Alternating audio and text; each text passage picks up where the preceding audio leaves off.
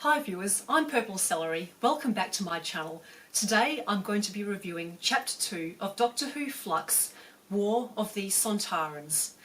There will be spoilers, so if you haven't seen the episode, watch this review at your peril. So before I get into it, I just want to confess that I'm not a huge fan of the Sontarans. I just don't find them as interesting as other Doctor Who villains or monsters such as the Daleks or the Silence or the Weeping Angels.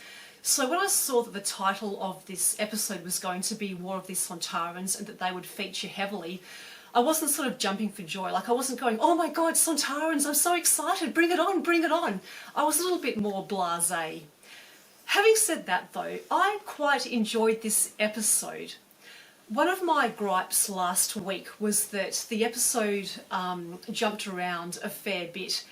This week's episode was more coherent. It just had the three main plot strands of the Doctor in the Crimea back in 1855, Dan in present-day Liverpool, and Yaz underground in that temple with the weird floating crystal.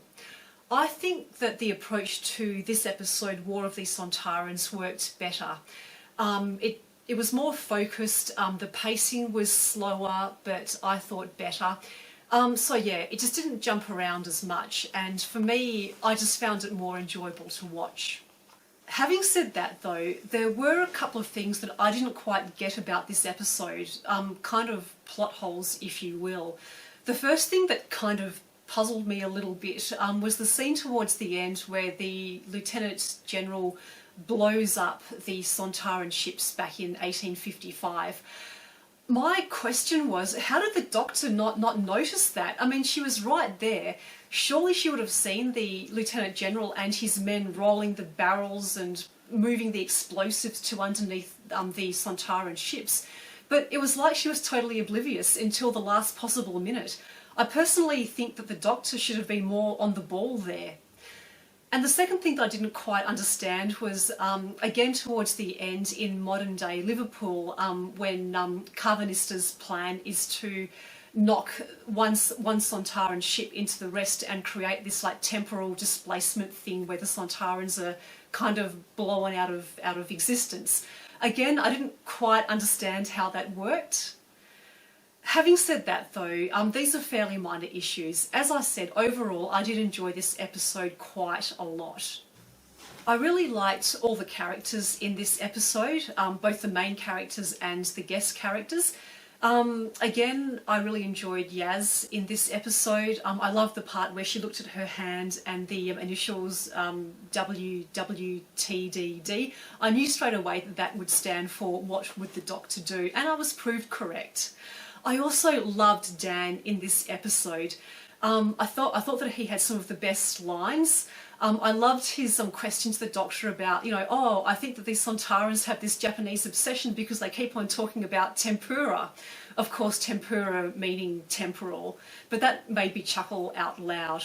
I also thought that his scenes with Carvanista were comedy gold, so I'm really hoping that like the two of them will reunite in a future episode, because I would love to see more of those two together.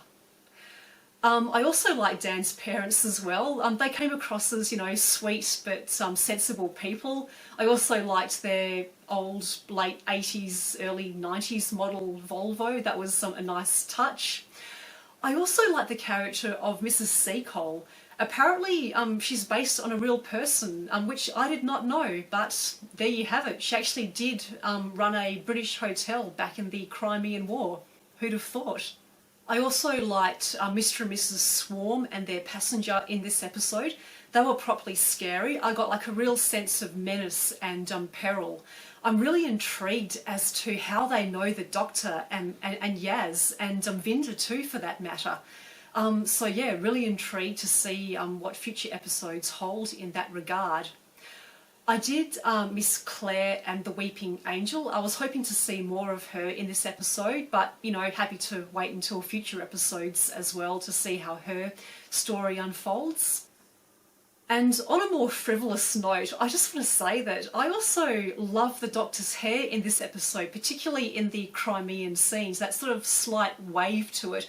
I think it must have been like the moisture in the air due to the rain. Next week's trailer looks as though the Cybermen are back. Again, I feel like a little bit meh about that. I feel like the Cybermen have kind of been done to death in Doctor Who, but I shall reserve judgment. But that's it from me. I'd probably give this episode a 7 out of 10, maybe 7.5 out of 10. But I would love to hear what you guys think about this episode. Please leave your comments in the comments section below. Give this video a like if you've enjoyed watching it. Subscribe to my channel if you haven't already. And I will see everybody next week. Once again, thank you so much for watching.